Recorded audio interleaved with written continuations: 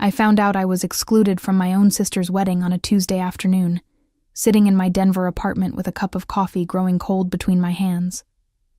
My mother called while I was reviewing quarterly reports for the pharmaceutical distribution company where I worked as a supply chain analyst. "Samantha, honey, we need to talk about Jessica's wedding," Mom said, her voice carrying that particular tone she used when delivering bad news she wanted to pretend was not actually bad. "What about it?" I asked, setting down my pen. "I already requested the time off work. The wedding is in 3 weeks, right?" There was a pause. A long one. The kind that makes your stomach drop before the words even come. "Well, that is the thing. Your father and I were handling all the travel arrangements, and somehow we forgot to book your plane ticket and your hotel room. We just realized it yesterday when confirming everything, and now all the flights are completely booked. The hotel too. It is peak season in Maui, apparently." I stared at the wall of my office, where I had pinned a photo from last Christmas. All of us together, smiling. Jessica had her arm around me. We were sisters. We were supposed to be close. "You forgot," I repeated slowly. "These things happen, sweetheart. We have been so busy with the planning, and there were so many details. Jessica is devastated, of course, but she understands. We will take lots of photos for you." I thought about the 27 years I had spent being the forgettable one. The middle child who never quite measured up to Jessica, the golden daughter who became a successful architect, or my younger brother Danny, the charming entrepreneur everyone adored. I was just Samantha, reliable and quiet, easy to overlook.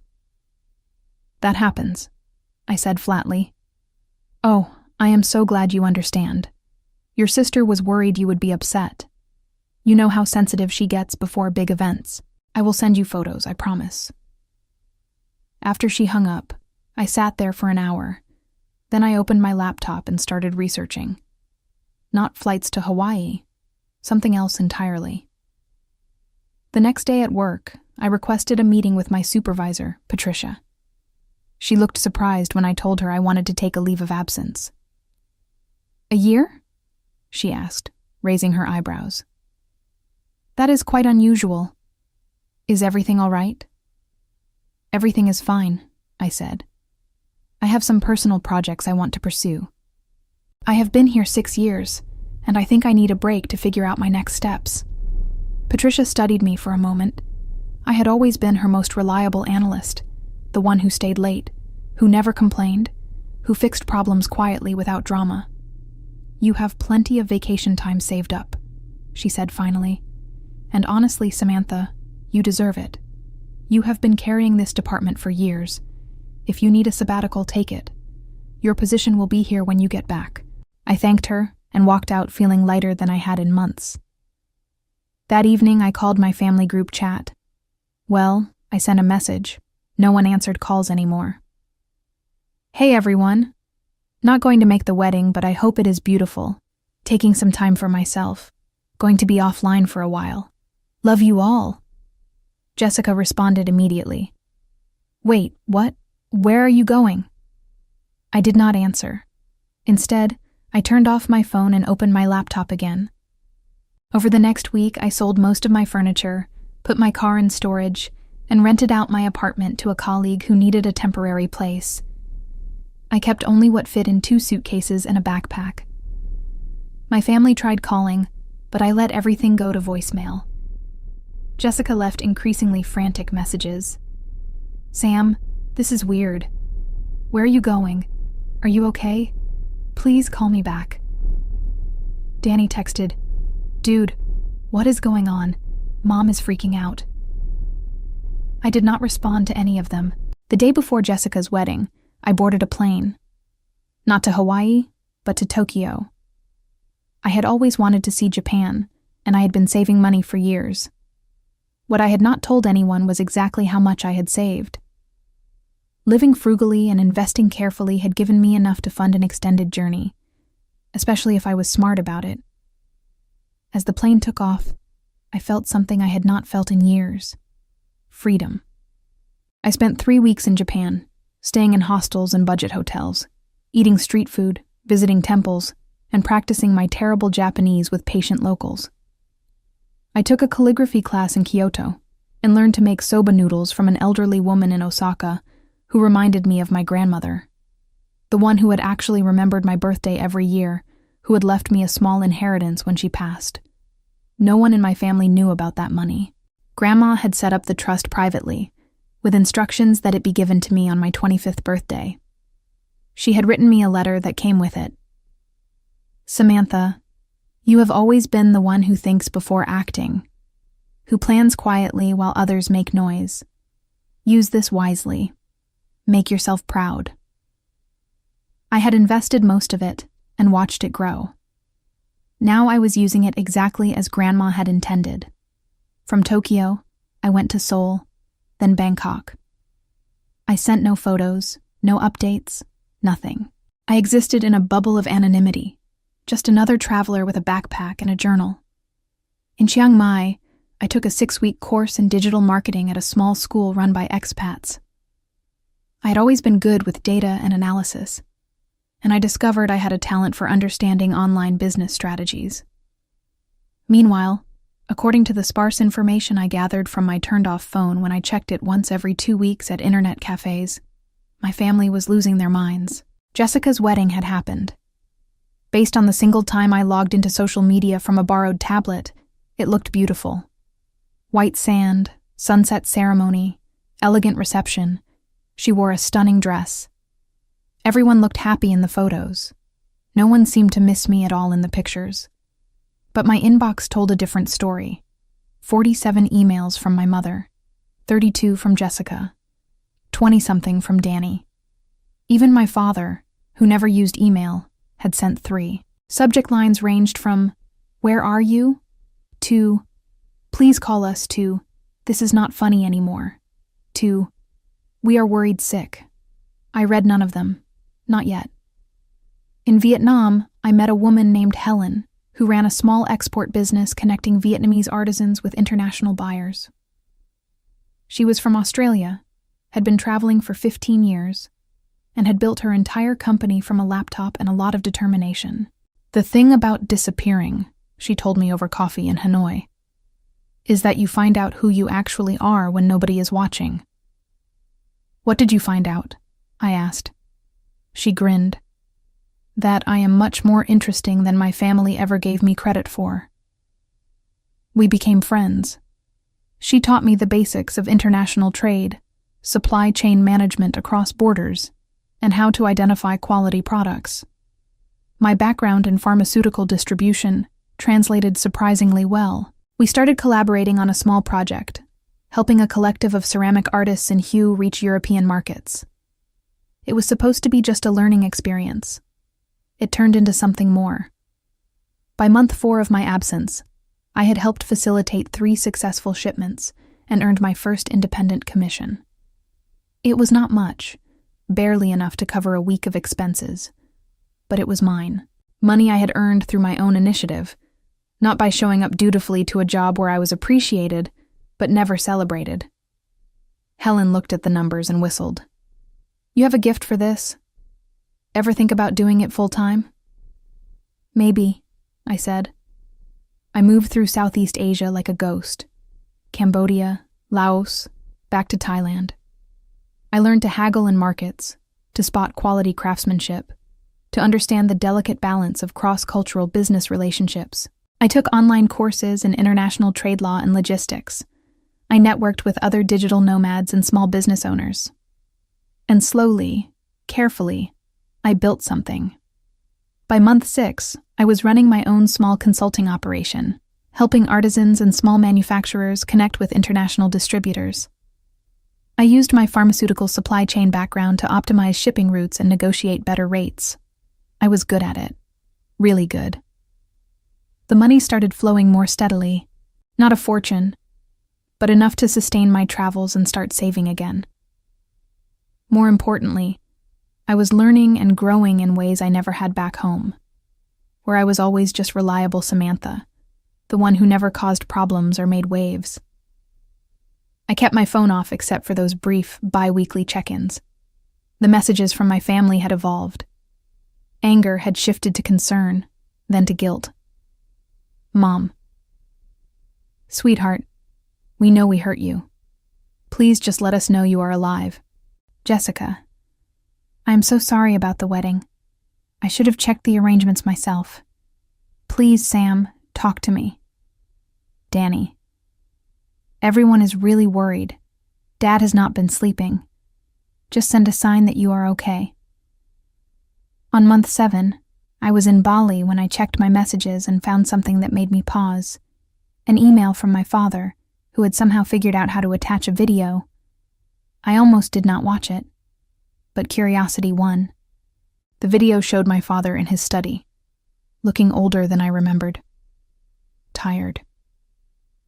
Samantha, he said, staring into the camera awkwardly. I do not know if you will see this, but I need to say it anyway. What we did was wrong. Your mother and I, we got so caught up in making Jessica's day perfect that we forgot about you. That is not an excuse. You are our daughter, and we failed you. Please come home, or at least let us know you are safe. I love you. I watched it 3 times. Then I closed my laptop and went for a walk on the beach. The thing was, I was not angry anymore. Somewhere between Tokyo and Bali, between learning calligraphy and negotiating shipping contracts, the rage had burned itself out. What remained was something clearer, the understanding that I had been complicit in my own invisibility. I had been so busy being reliable, being easy, being the one who never caused problems, that I had let them forget I was there. But I was not ready to go back. Not yet. By month 8, I had landed in Barcelona. My consulting business was growing. I had a steady roster of clients, mostly small manufacturers in Asia who needed help reaching European and American markets.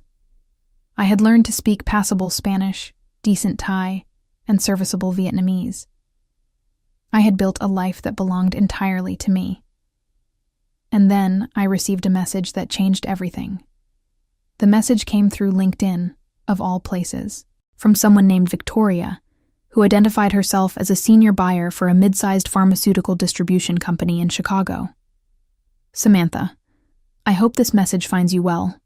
I was given your name by a mutual contact who said you have been doing impressive work in international supply chain consultation. We have been struggling with our Asian suppliers, particularly in Vietnam and Thailand. Quality control has been inconsistent, and shipping costs are higher than they should be. Would you be interested in discussing a consulting contract? Your background at your previous company suggests you would be perfect for this project. I stared at the message for a long time. Then I looked at Victoria's profile. The company was called Apex Pharmaceutical Distribution. It was a competitor to my old employer, but smaller, more nimble.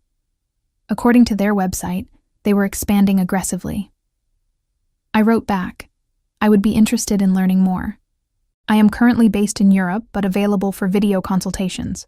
What timeline are you working with? Her response came within an hour. How does tomorrow work?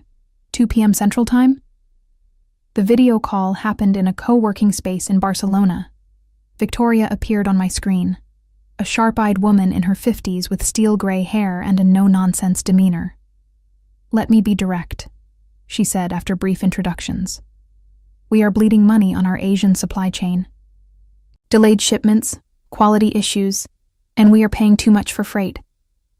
I have heard you managed to cut shipping costs by 30% for 3 different clients in the last 6 months while improving delivery times. How? I walked her through my methodology: relationship building with reliable local suppliers, understanding regional logistics networks, negotiating as a partner rather than just a buyer, quality control systems that respected local manufacturing practices while meeting international standards. She listened intently, occasionally asking sharp questions that proved she knew the industry well. I will be honest with you, Samantha, she said when I finished. I have been in this business for 28 years. Most consultants talk a good game but cannot deliver. You sound like you actually know what you are doing. I want to offer you a 6-month contract, remote work, but you would need to travel to our supplier sites periodically. The pay is substantial." She named a figure that made my heart skip. It was more than I had made in a year at my old job. "I need to think about it," I said, keeping my voice steady. "Of course, but I need an answer by Friday. We are losing ground to competitors, and I need someone who can move fast." After the call ended, I sat in that co-working space for 2 hours, thinking. This was a real opportunity. Not just a collection of small consulting gigs, but a legitimate contract with a growing company. It would mean structure, stability, and validation of everything I had built over the past 8 months. It would also mean emerging from my self-imposed exile. I thought about my family, about the messages I had been ignoring, about the fact that I had been gone for 8 months, and they still had no idea where I was, or what I was doing. Part of me wanted to stay hidden forever, to keep building this new life where no one knew me as the forgettable middle child. But another part, the part that had grown stronger with each country visited and each deal closed, knew that real growth meant eventually facing what I had left behind. Not because I owed them anything, because I owed myself the satisfaction of showing them exactly who I had become. I sent Victoria an email. "I accept your offer. When do we start?" Her response was immediate. "Monday. Welcome to Apex." Over the weekend, I began the process of returning to the visible world. I turned my phone on fully for the first time in months. The cascade of notifications was overwhelming.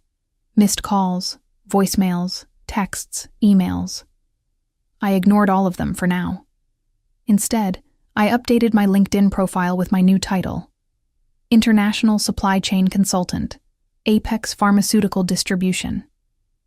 I added details about my consulting work over the past months, carefully professional, but clearly successful.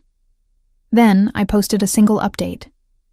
Excited to announce I am joining Apex Pharmaceutical Distribution as a consultant, helping optimize international supply chains.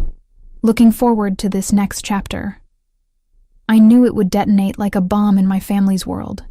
They had no idea where I had been or what I had been doing. Now they would see that not only was I fine, I was thriving. My phone started ringing within 10 minutes. Jessica. I let it ring. Then Mom. Then Danny. I ignored them all. Instead, I spent the evening preparing for my new role. Victoria had sent over files detailing Apex's current supply chain challenges. As I reviewed them, I realized something that made me smile. One of their biggest competitors, the company eating their lunch in the Asian markets, was my old employer, the pharmaceutical distribution company where I had worked for 6 years, where I had been reliable, quiet, easily overlooked Samantha. And now I was being hired specifically to help Apex beat them. The irony was delicious. On Sunday evening, I finally opened the messages from my family. Months of worry, guilt, anger, confusion, and eventual desperate pleading. I read every single one, feeling nothing but a distant sort of pity. Then I composed a single message to the family group chat. "Hi everyone, I am fine. I have been traveling and working. Sorry for the silence. I will be in touch soon." Simple, unapologetic, offering no explanations. Jessica tried calling immediately. I declined the call and sent a text. "Not ready to talk yet, but I am okay." The next morning, I started my new job. Victoria set up meetings with Apex's executive team. I presented my initial assessment of their supply chain problems and my proposed solutions. They listened with the kind of attention I had never received at my old job. The CEO, a sharp businessman named Gregory, nodded throughout my presentation. "This is exactly what we needed. Welcome aboard, Samantha. I think you are going to help us change the game." I smiled. That is the plan. My first major project for Apex took me back to Vietnam, where I had connections with manufacturers that my old company had repeatedly failed to cultivate properly. I flew from Barcelona to Ho Chi Minh City with a clear mandate: establish reliable partnerships with 3 key suppliers and negotiate contracts that would give Apex a significant advantage. The trip was a success beyond even Victoria's expectations.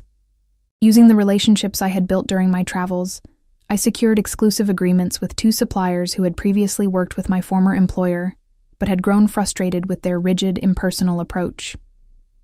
The 3rd supplier was a new contact, a family-run operation producing high-quality pharmaceutical packaging that exceeded United States standards while costing 40% less than current alternatives. When I returned to Barcelona and presented the contracts in a video conference, Gregory actually stood up and applauded. "Samantha, in 3 weeks you have accomplished what our previous consultant could not do in 6 months. These contracts alone will save us close to $2 million annually while improving quality. Outstanding work." Victoria smiled, something I had learned she did not do often. "I knew you were the right choice. The executive team wants to discuss expanding your role. Are you available for a call tomorrow?" That night, I finally called my family. Not because I felt obligated, but because I was ready. My mother answered on the first ring. "Samantha? Oh my God, Samantha, is that really you?" "Hi, Mom. Where are you? What have you been doing? We have been so worried you cannot imagine." "I am in Barcelona," I said calmly. "I have been traveling and working. I am a consultant now, international supply chain management." There was a stunned silence. "You have been in Europe? For how long?" "About 9 months total. Asia before that." 9 months? Her voice climbed an octave. "You have been gone for 9 months, and you did not think to tell us where you were?" "You did not think to tell me I was not invited to Jessica's wedding until 3 weeks before," I said pleasantly. "I figured we were even." Another silence, this one longer and more uncomfortable. "Samantha, that is not fair. We apologized for that. It was a terrible mistake." "It was not a mistake, Mom. Mistakes are accidental. You had a list of people to book flights and hotels for, and my name was not on it. That was a choice." "Your sister has been devastated." "Has she?" I asked. Because when I looked at the wedding photos, everyone seemed pretty happy. No one looked like they were missing anything. "We need to talk about this as a family," Mom said, her voice taking on that familiar tone of maternal authority. "When are you coming home?" "I am not sure yet. My work is here right now." "What work? You had a perfectly good job in Denver." "I quit that job. I have a new one now. A better one." I could practically hear her struggling to process this. Her reliable, predictable daughter had vanished for 9 months and returned as someone unrecognizable. "I want to talk to you about this properly," she said finally. "Face to face. Can you at least video call so we can see you?" "Maybe later this week." "I have to go, Mom. Work calls." "Samantha, wait." I hung up. It felt surprisingly good. The next call was worse. Jessica tried the guilt approach immediately. "Sam, I cannot believe you just disappeared like that. Do you have any idea what that did to me? On my wedding day, knowing my sister was out there somewhere, angry at me." "Did it ruin your day?" I asked. "What? No, but..." "Then I guess everything worked out fine." "That is cruel, Sam. That is not like you." "Maybe you do not know what I am like," I said. "Maybe nobody does. We grew up together. I am your sister. Sisters remember to invite each other to their weddings." Jessica was crying now. "It was not my fault. Mom and Dad were handling the travel. I trusted them to take care of it." "You trusted them to take care of everything except checking if your sister was actually invited. That says something, Jessica. I am sorry. How many times do I have to say it?" "I am not angry anymore," I said honestly. "I am just done being invisible." "You were never invisible to me." "I was. I am the boring one, remember? The one without the architecture career or the perfect wedding or the interesting life. Just reliable old Sam, who you could forget about because she would always be there anyway." "That is not true." "Then tell me, Jessica, when was the last time you asked me about my life? About what I wanted, what I was doing, what mattered to me?" The silence stretched out. She could not answer because she could not remember, because it had never happened. "I have to go," I said. "Congratulations on your marriage. I hope you are very happy." I hung up before she could respond. Danny tried a different approach. Anger. "What the hell, Sam? You just vanished for 9 months? Do you know how crazy that made everyone? Dad thought you might be dead." I sent a message saying I was fine. 1 message. In 9 months. That is insane. Is it? Or is it about as much attention as I usually get from this family? Oh, come on. You are not going to play the victim card here. You are the one who ghosted everyone. After being ghosted first, I pointed out. Seems fair. You are being childish. Maybe. Or maybe I am finally standing up for myself. Did you ever think of that? Standing up for yourself? By running away to Europe? Barcelona, specifically. And I did not run away. I left. There is a difference. Whatever. When are you coming back? I do not know. Why does everyone keep asking me that? Because you live here. You have a family here. I have a job in Barcelona and clients in Asia. This is where my life is now. Danny made an exasperated sound. You cannot just decide to live in Spain, Sam. That is not how life works. Actually, it is exactly how life works when you are an adult with money and skills. You go where you want. You do what you want. You stop waiting for permission from people who barely notice you exist. That is not fair. Fair? You want to talk about fair? Let me ask you something, Danny. When was my birthday? Silence. You do not know, do you? Of course I know. What day, Danny? More silence. It was 3 months ago. Not one of you remembered. Not Mom, not Dad, not Jessica, and definitely not you. I turned 28 years old in Bangkok, completely alone, and my family did not even notice. So forgive me if I am not rushing back to Denver for a reunion. After those calls, I muted the family group chat and focused on my work. Victoria had been serious about expanding my role.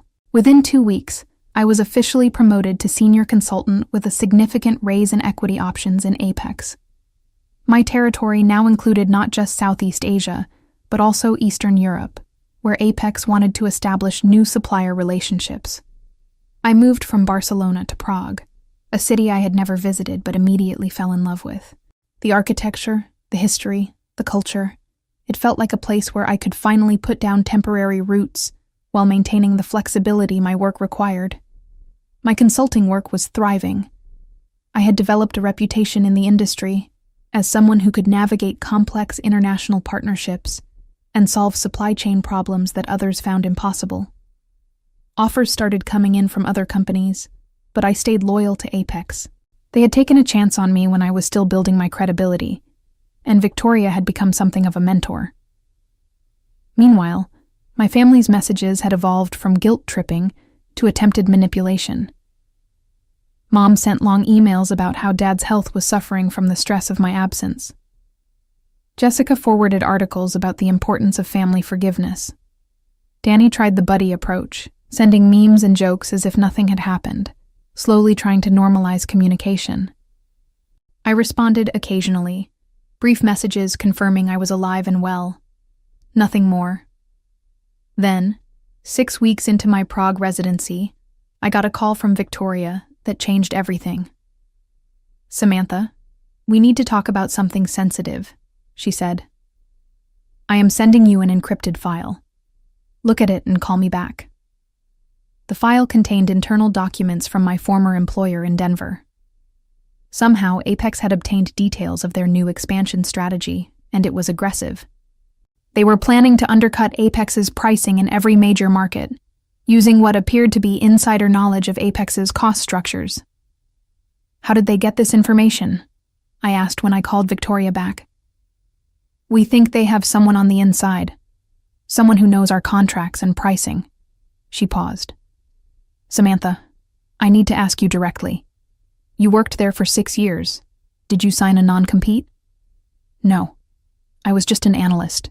They did not consider me important enough for a non-compete. And you have had no contact with anyone there since you left? None.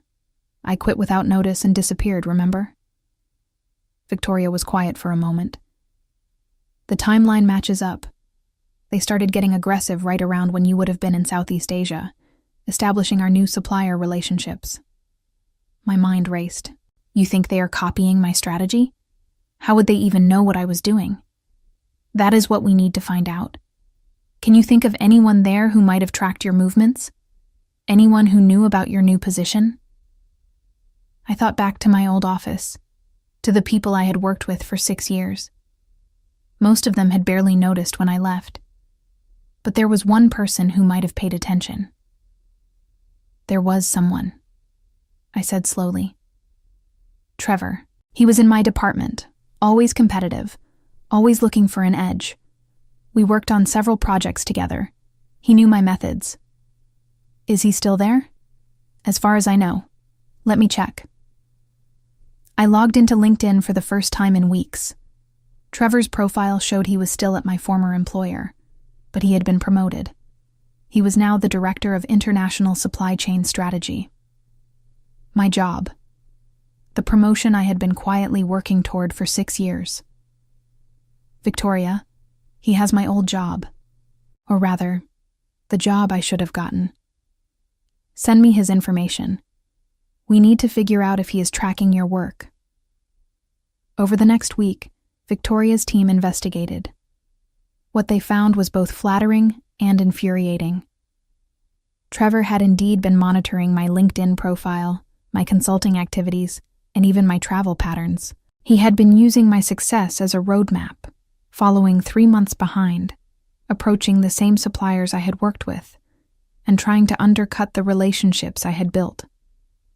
But he was not as good at it as I was. He lacked the cultural sensitivity, the patience, the genuine relationship-building skills. Most of the suppliers he approached had rejected his offers or given him minimal access, remaining loyal to the partnerships I had established. Still, his attempts were causing problems. Suppliers were confused about why 2 different American companies were approaching them with similar strategies. Some were starting to distrust both companies, worried about being caught in corporate games. We need to shut this down, Victoria said during our strategy call. Samantha, I know this is asking a lot, but would you be willing to go back to Denver? Apex wants to open a United States regional office, and we think your presence there would send a strong message. Plus, you could directly counter whatever Trevor is doing. I thought about it. Denver. Home. The place I had fled from a year ago. When? I asked. 3 months. That gives you time to finish your Eastern Europe projects and transition them to someone else. We want you focused on the United States market and directly competing with your old company. They will realize I am specifically targeting them. Good. Let them realize it. You are better at this than anyone they have, and it is time they knew it. After the call, I sat in my Prague apartment, looking out over the city lights. A year ago, I had been invisible, forgotten, left behind. Now I was being asked to return as a strategic weapon. The irony was almost too perfect. I called my mother. It was time. Mom, I'm coming back to Denver. The sound she made was somewhere between a gasp and a sob. Really? Oh, Samantha, I'm so glad. When? 3 months. For work. Apex is opening a regional office there, and I will be running it. You will be running an office? But I thought you were just consulting. I was. Now I am being promoted to regional director. It is a significant position. I did not know you were doing so well. You did not ask. There was a pause. You are right. I did not. I am sorry for that, sweetheart. Truly. I know. And surprisingly, I did believe her. But I am not coming back to be the old Samantha. That person does not exist anymore. I am coming back on my own terms, with my own life, my own career. If you and Dad and Jessica and Danny want to be part of that life, you will need to accept it. Of course we will. We just want you back in our lives. We will see, I said. I will let you know when I land. The 3 months passed quickly. I wrapped up my Eastern European projects, trained my replacement, and prepared for the move back to Denver. Apex had leased office space in a new building downtown, sleek and modern, nothing like my old office. They had given me a generous budget to hire a small team and the authority to make strategic decisions independently. I was not just returning to Denver. I was returning as someone who mattered. The night before my flight, I had one last video call with Victoria. "Samantha, I want you to know something," she said. "When I first reached out to you a year ago, I was taking a risk. You had no official consulting experience, just some projects you had cobbled together while traveling. But something told me you were special. You proved me right beyond my wildest expectations. Thank you. That means a lot. This new position, it is not just about competing with your old employer. We are betting on you to build something significant. Apex wants to dominate the pharmaceutical distribution market in the United States within 5 years. You are going to help us do that." "No pressure, then," I said with a smile. She laughed. "You thrive under pressure. That is why we hired you. One more thing, though. Your old employer knows you are coming. Word has gotten out. Expect them to react. Let them react. I am ready." I landed in Denver on a crisp October afternoon, exactly 1 year and 1 month after I had left. The city looked the same, but I felt completely different. I checked into a hotel. Apex was paying for temporary housing until I found an apartment, and spent the evening unpacking and preparing for my first day at the new office. I did not contact my family yet. That could wait. The Apex regional office was on the 14th floor of a building in the Lodo district. Floor-to-ceiling windows offered views of the mountains. My office had my name on the door. Samantha, Regional Director. I stood in the doorway for a moment, taking it in. A year ago, I had been an analyst in a cubicle, easily forgotten. Now I had an office with my name on it, and a team to build. My first hire was critical. I needed someone who understood the local market, but was not tied to any of the existing players. I spent 2 weeks interviewing candidates, and I found her, Patricia. Not my old supervisor, different Patricia. This Patricia was a former operations manager at a medical device company, sharp and ambitious, exactly what I needed. "I will be honest," she said during her interview. "I know who you are. I know you used to work at the company we are competing against. That makes this interesting." "Interesting how?" I asked. "Because everyone in the industry is talking about you. The analyst who disappeared and came back as a consultant, who built a reputation in Asia faster than anyone thought possible, and who is now being positioned to take on her former employer. It is a great story. It is not a story. It is my life." "Even better," Patricia said with a grin. "I want to be part of it. When do I start?" She started the following Monday. Together we began building the operation. 2 more hires followed, a logistics coordinator and a business analyst. Small team, but effective. Meanwhile, my family was becoming persistent. They knew I was back in Denver. I had posted about my new position on LinkedIn, but I had not reached out. Finally, after 2 weeks, I agreed to have dinner with them.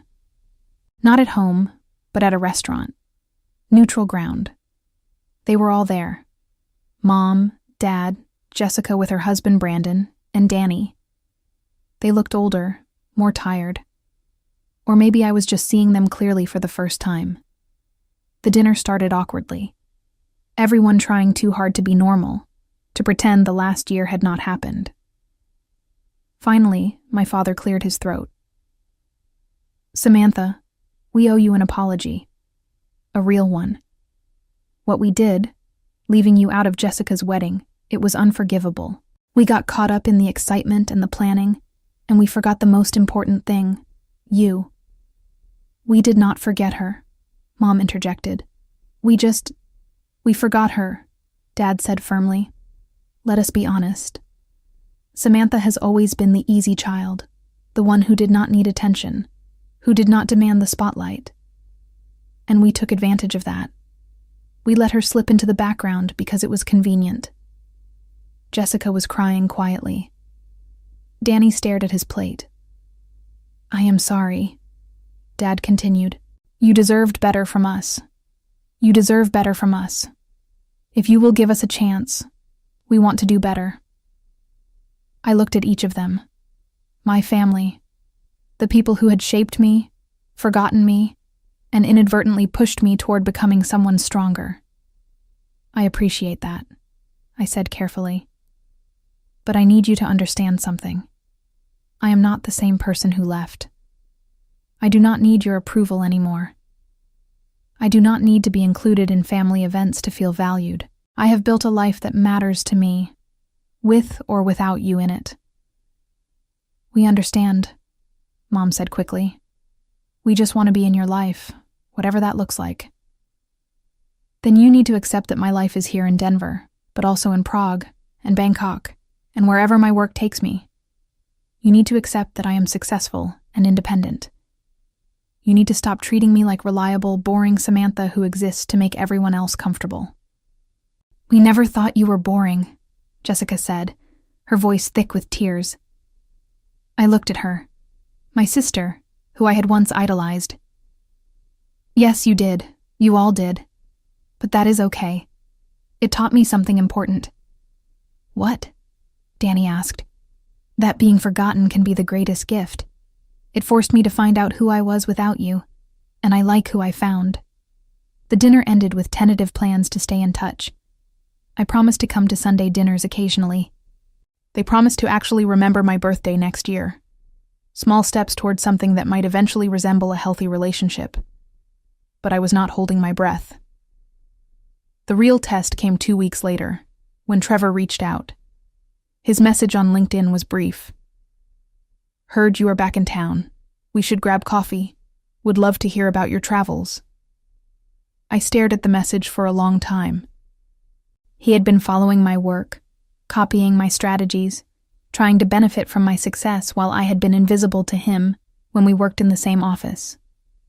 I replied, Sure. How about Tuesday at 10?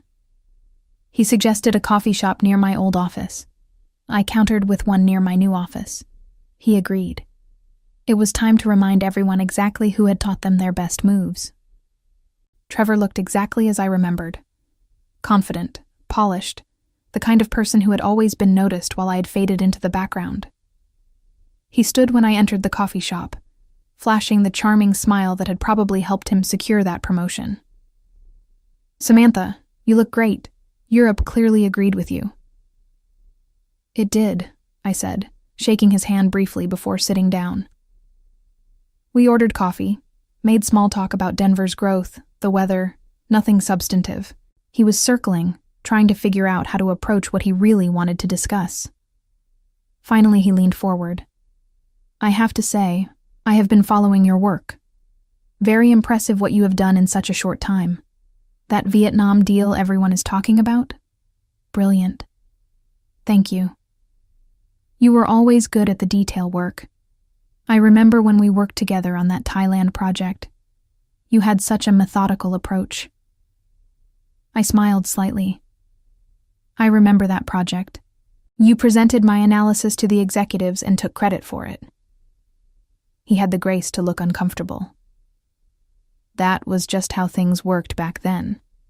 Team effort, you know. Of course. I sipped my coffee. So why did you want to meet? Trevor relaxed, thinking he had successfully glossed over the past. I wanted to pick your brain about the Asian markets. We are expanding there, and honestly, we could use some insights from someone who has been on the ground. You want me to help my competitor? We do not have to be competitors. There is room for multiple players in this market. Maybe we could even collaborate on some projects. I set down my coffee cup carefully. Trevor, you have been following my LinkedIn profile for a year. You have been approaching the same suppliers I cultivated, using the same strategies I developed, trying to replicate my success. And now you want to collaborate? His face went through several expressions before settling on defensive. I do not know what you are talking about. Yes, you do. The question is, why? You got the promotion I should have had. You are in the position I worked toward for 6 years. Why are you so interested in what I am doing? He was quiet for a moment, and I saw something flicker across his face. Not guilt. Envy. Because you are good at this, he said finally. Better than me, maybe. You always were. You see things other people miss. You build relationships that last. And now you are with Apex, and they are beating us in every market you touch. And whose fault is that? I did not force you to leave. No. You just made sure I stayed invisible long enough that leaving was the only option. Trevor leaned back. What do you want me to say, Samantha? That I am sorry? That I wish things had been different? I do not want you to say anything. I wanted you to know that I know exactly what you have been doing, and it has not worked. The suppliers you approached? They told me about your offers. They laughed about how poorly you understood their business cultures, how you tried to strong-arm deals instead of building partnerships. His jaw tightened. We are doing fine. You are hemorrhaging market share to Apex. In 6 months, we have captured 15% of the pharmaceutical distribution market in Southeast Asia. Your company has dropped by 12% in the same period. Those numbers are public, Trevor. Anyone can see them. So you came back here to gloat? No. I came back here to finish what I started. I stood up. Trevor looked up at me, and for the first time in all the years I had known him, I saw uncertainty in his eyes. Enjoy your coffee, I said. And Trevor, stop following my LinkedIn profile. It is a little pathetic. I walked out without looking back. That evening, I had a video call with Victoria. She was smiling before I even said anything. I heard about your meeting with Trevor. How did you... The industry is smaller than you think, and people talk. Especially when someone shuts down the competition's golden boy in public. Well done. I just told him the truth, which is exactly what he needed to hear. Samantha, I have news. The executive team has been reviewing the quarterly projections, and your impact on our growth cannot be overstated. We want to expand your role again. Already? You have exceeded every target we set. Gregory wants to make you Vice President of International Operations. You would oversee all of our global supply chain initiatives, not just the United States region. I sat down slowly. Vice President, a title that would have taken me decades to achieve at my old company, if ever. I had been back in Denver for less than 2 months. That is... substantial.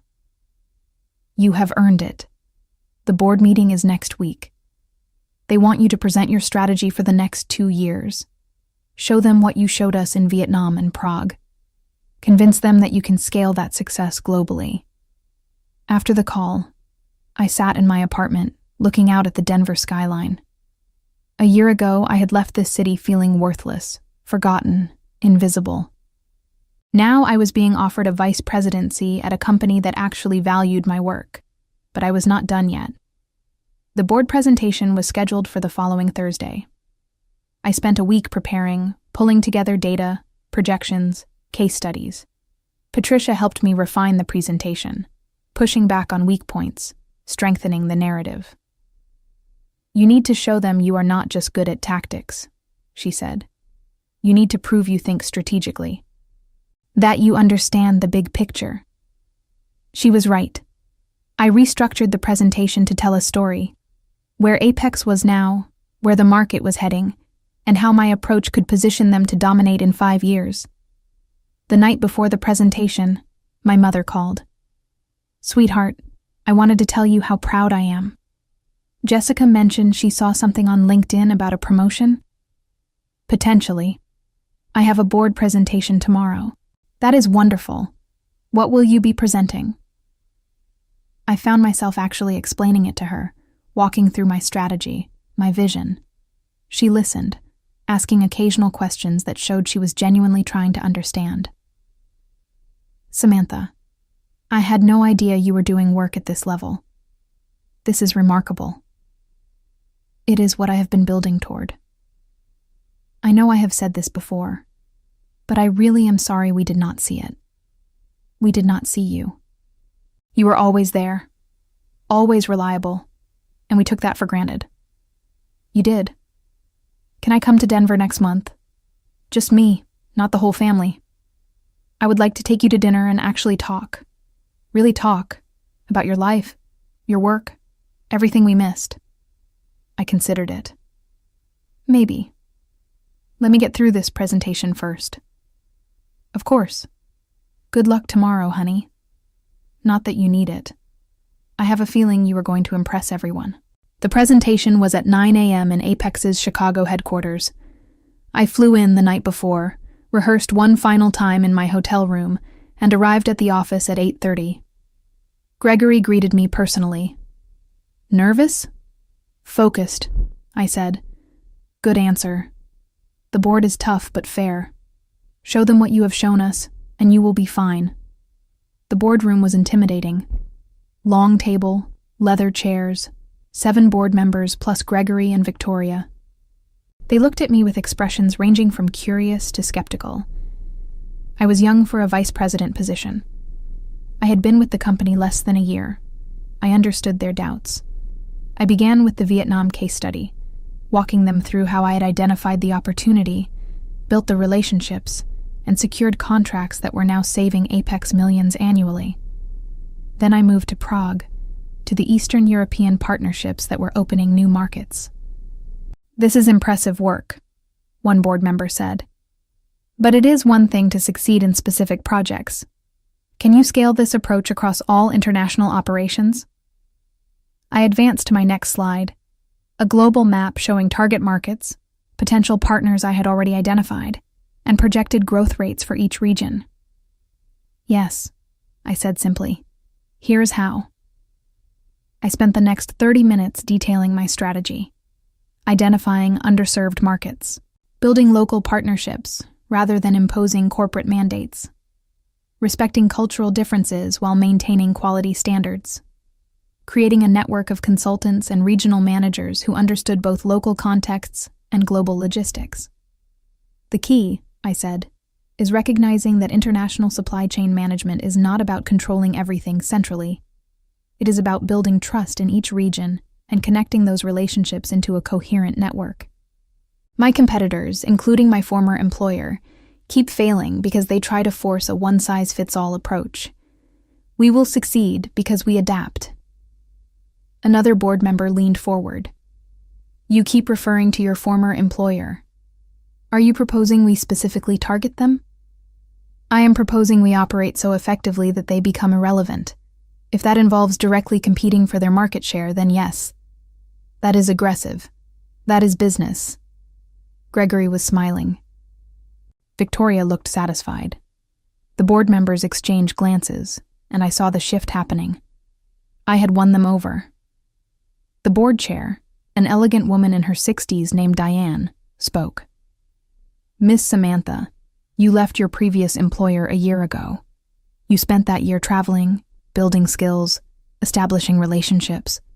Can you tell us why you chose Apex when you could have gone anywhere? I thought about it. Victoria took a chance on me when I was unproven. She saw potential when others would have seen a resume gap and questionable decisions. Apex gave me room to succeed or fail on my own merits. That is rare. That is valuable. And that is worth building something exceptional for.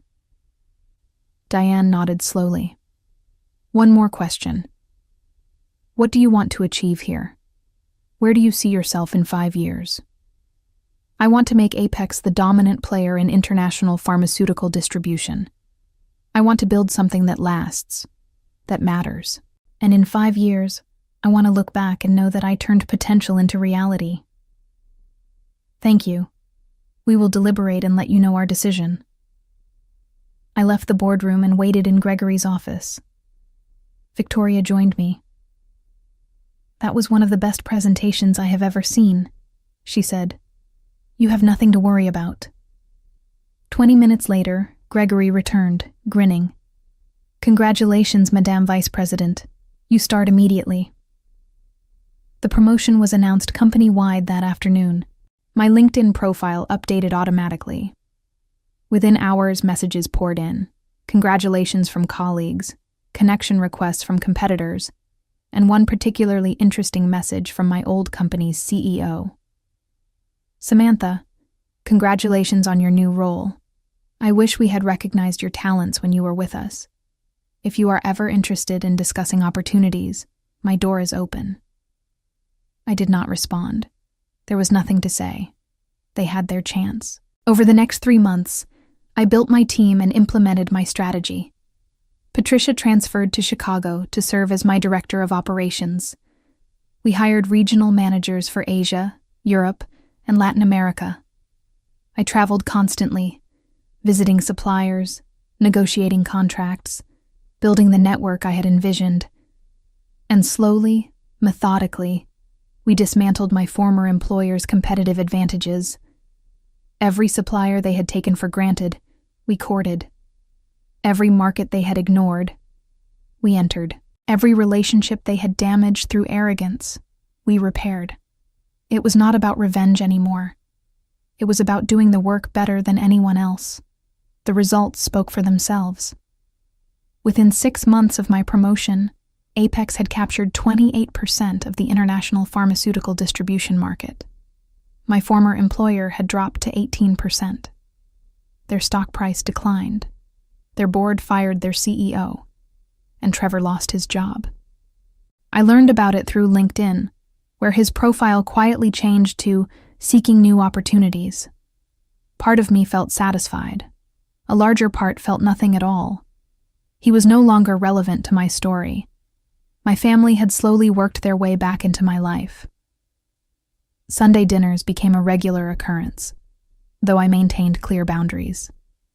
I shared details about my work when I wanted to, deflected when I did not. They were learning to see me as I actually was, not as they had assumed. Jessica and I had coffee one afternoon, just the two of us. "I have been thinking a lot about what you said," she began. "About how I never asked about your life. You were right. I was so focused on my career, my wedding, my life that I never considered yours. I know. I want to do better. Can you tell me about your work? Really tell me, not just the LinkedIn version." So I did. I told her about Vietnam, about learning to negotiate in different cultures, about the satisfaction of building something from nothing. She listened, really listened, asking questions that showed genuine interest. "You know what is funny?" she said when I finished.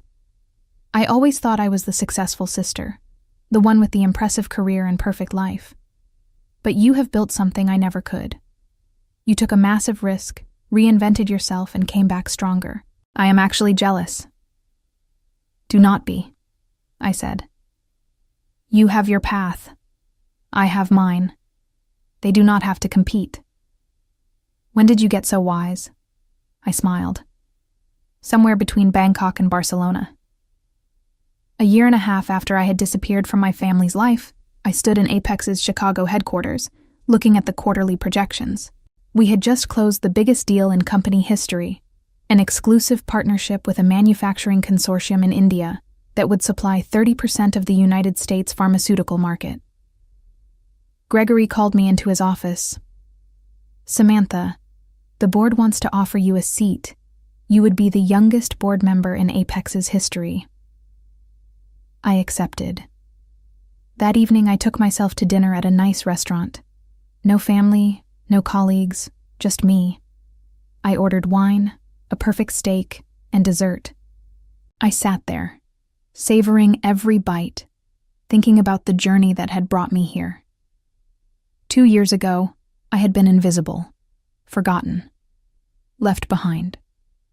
Today, I was a board member of a major pharmaceutical distribution company, overseeing international operations across 4 continents, earning more money than I had ever imagined possible. But more than that, I had become someone I respected. Someone who did not wait for permission or validation. Someone who built her own path when the old one disappeared. My phone buzzed. A message from my mother. Saw the news about the board appointment. So proud of you, sweetheart. Sunday dinner to celebrate? I smiled and typed back. Maybe. I have a flight to Singapore on Monday. Let me check my schedule. Because that was my life now. International flights, board meetings, strategic decisions that affected thousands of people, and a family that had finally learned I was worth remembering. In the months that followed, the consequences for those who had overlooked me became painfully clear. Trevor never recovered his career momentum, taking a junior position at a much smaller firm where he remained stuck for years, always wondering what could have been. My former employer continued to hemorrhage market share, eventually being acquired by a competitor at a fraction of their former valuation. The executive team that had passed me over for promotions found themselves explaining to shareholders how they had lost the industry's most valuable strategist. Jessica's perfect life revealed cracks. Her marriage struggled under the weight of her husband's failed business venture, and she often called me for advice, finally seeing me as someone worth consulting.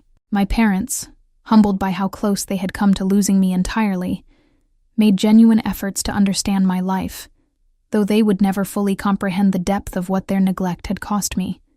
As I sit in my Chicago office now, watching planes take off toward destinations I will visit next week, I realize that the greatest revenge was not their downfall, but my rise. They forgot me, and in that forgetting, they freed me to become extraordinary.